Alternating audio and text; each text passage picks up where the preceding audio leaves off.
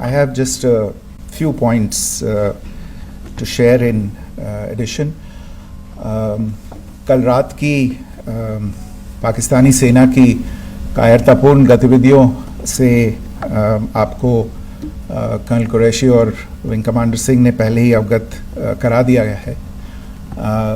These provocative and escalatory actions that were taken by Pakistan last night were targeted at Indian cities and civilian infrastructure, in addition to some military. The Indian armed forces responded proportionately, adequately and responsibly. ये जो हमले हुए कल रात को भारतीय सैन्य इकाइयों ने पर्याप्त रूप से और एक जिम्मेदाराना रुख अपनाते हुए इन हरकतों का उत्तर दिया. What I want to underline is that the official and blatantly farcical denial of these attacks that Pakistan carried out by the Pakistani state machinery is yet another example of their duplicity and the new depths that they are plumbing in their quest for disinformation. The other point in the same vein is Pakistani claims that they did not target or attack any religious places. You would recall that yesterday I shared with you an incident related to the attack on a Gurdwara in Poonch.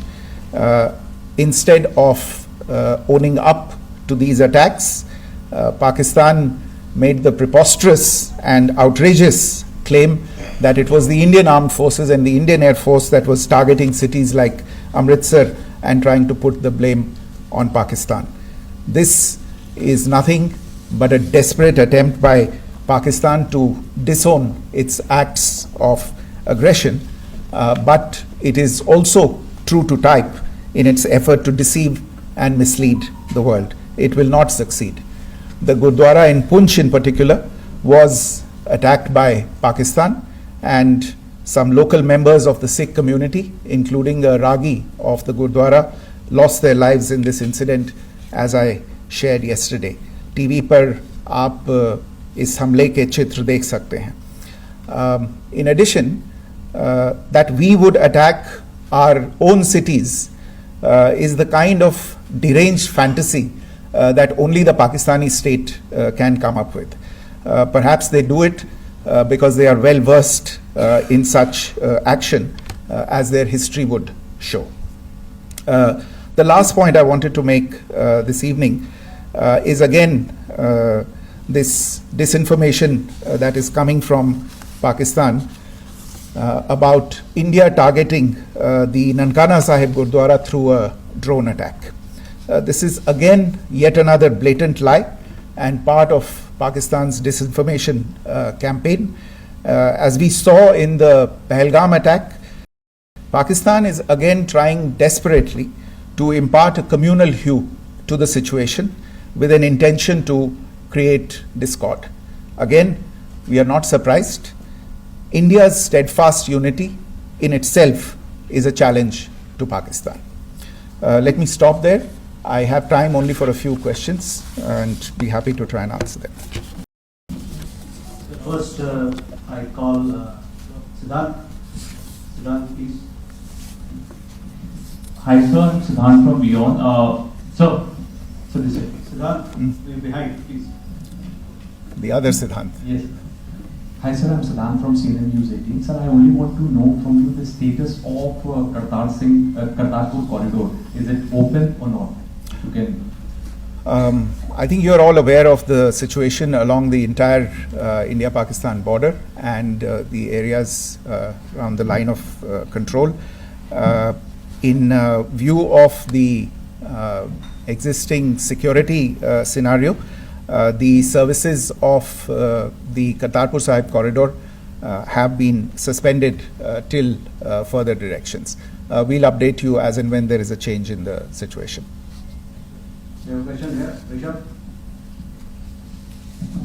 So, good evening, Rishabh from Times Now. So, you spoke about religious places being hit in Jammu. There's another religious place which is Caroline Nan church that has been hit. What do you have to say about it? If you can explain it. Yeah, actually, we do have some information about this extremely regrettable and condemnable incident during heavy shelling across the line of control in the early morning of 7th May.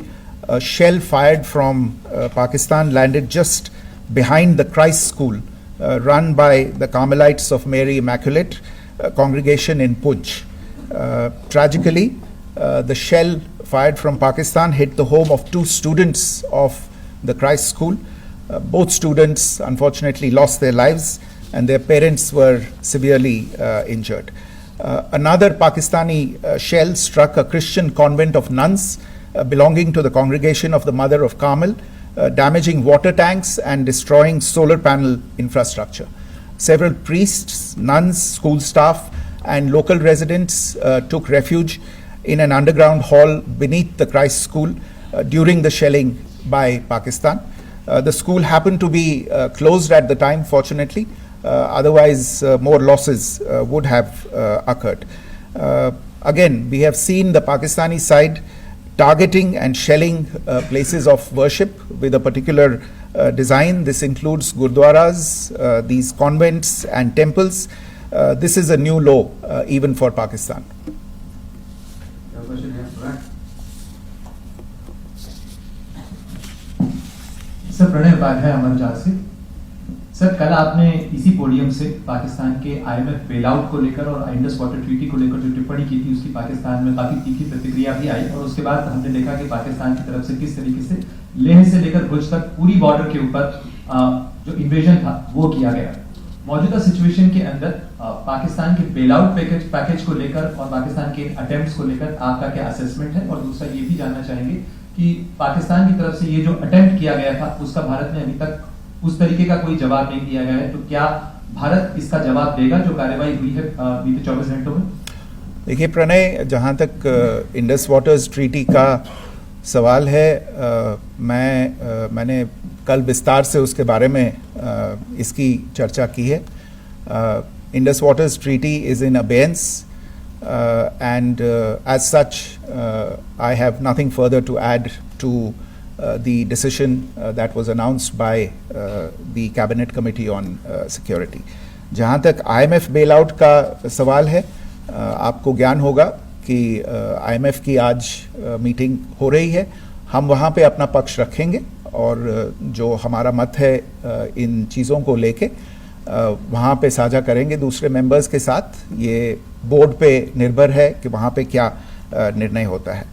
और जहाँ तक जो कार्रवाई हुई है उसका जवाब देने का जो आपने जो प्रश्न उठाया है, जो आज ब्रीफिंग हुई है, जो आपको सूचना मिली है, मैंने भी कहा है कि जो आज सवेरे तड़के सवेरे जो गतिविधियाँ हुई, भारत ने उनका एक जिम्मेदाराना पूर्ण तरीके से और एक पर्याप्त तरीके से उसका जवाब दे दिया है.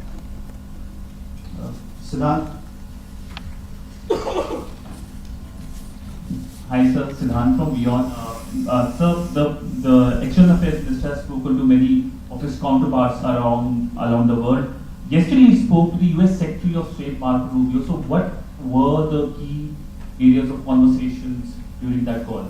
Yes, the minister had a conversation with the US Secretary of State. As you can imagine, the focus of discussions was the terrorist attack in Pahalgam and the response that India mounted after that on the 7th of May. The Secretary of State shared his thoughts on these developments with the minister. The minister deeply appreciated the US's commitment to work with India in the fight against terrorism, and he also underlined the targeted measures that India had taken in connection with Op Sindoor. The minister also underlined that India would firmly counter any attempts at escalation from there. But in follow-up to that, as you are aware, there have been a number of other conversations The minister had a conversation with the UK Foreign Secretary, David Lammy, today. There too, the discussion centered around countering terrorism, for which there must be zero tolerance.